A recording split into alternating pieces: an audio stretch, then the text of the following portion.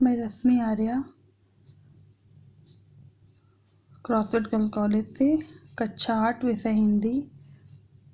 हिंदी माध्यम से पाठ 2 सच्ची वीरता।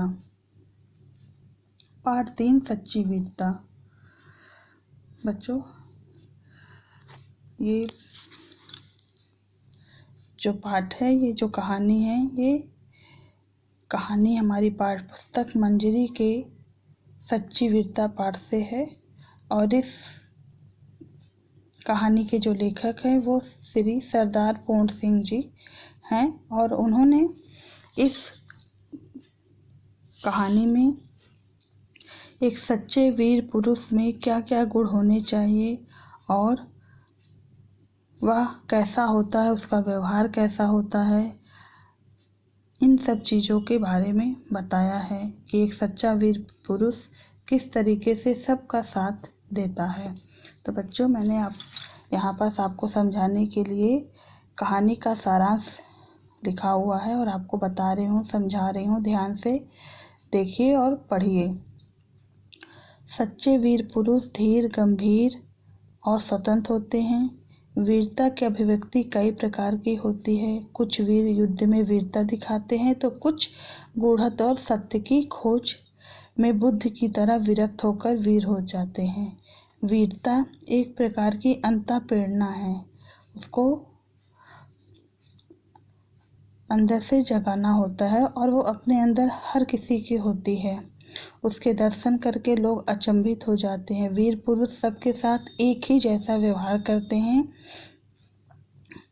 यह देवदार की वृक्ष की भांति स्वयं पैदा होकर दूसरों को सहारा देने के लिए खड़े हो जाते हैं। इसके विपरीत कायर लोग जीवन को सब कुछ समझकर पीछे हटते रहते हैं। वीर पुरुष बरसने वाले बादल होते हैं जो मूसलाधार वर्षा करके चले जाते हैं। इसके विपरीत जो कायर पुरुष होते हैं वो सिर्फ गरजते हैं, बरसते नहीं हैं।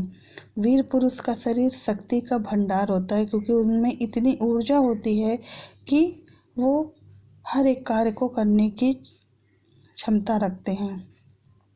सत्य की सदा जीत होती है।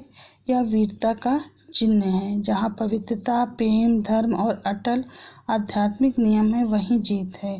वीरता का प्रभाव पड़ता है, परंतु दिखावे के कारण लोग वीर नहीं बन पाते हैं। हमें जीवन की गहराई में जाकर नए रंग के फूल खिलाने चाहिए और हमें भी अपने अंदर वीरता के गुणों को ग्रहण करना चाहिए, ताकि हम हमेशा लोगों की मदद कर सकें, लोगों के साथ खड़े रह सकें।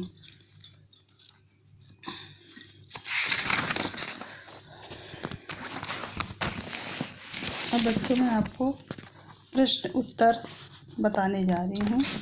मैंने लिखा हुआ है और आप भी कॉपी में अपने उतार लीजिएगा।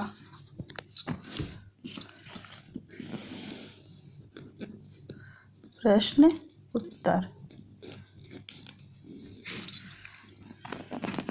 पहला प्रश्न है, सच्चे वीर पुरुष में कौन कौन से गुण होते हैं? तो इसका आंसर है, सच्चे वीर पुरुष में धैर्य, गंभीरता, स्वाभिमान, साहस आदि गुण होते हैं। बादशाह द्वारा जान से मारने की धमकी देने पर गुलाम ने क्या कहा? गुलाम ने फांसी पर चढ़ जाने और बादशाह का तिरस्कार करने की बात कही।